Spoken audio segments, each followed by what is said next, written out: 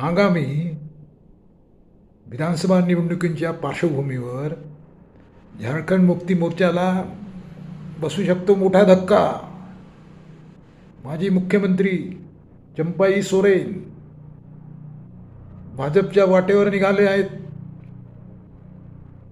लवकरच होणार निर्णय. सध्या चंपाई सोरेन दिल्लीला पोचले आहेत. ते भाजप नेत्याला भेटून काय ते निर्णय करतील. तो एकूणच त्यांचं म्हणणं आहे की झारखंड मुक्ती मोर्चामध्ये मला अपमानास्पद वागणूक मिळते आहे. त्यामुळे आता चंपाई सोरेन माजी मुख्यमंत्री काय निर्णय करणार याकडे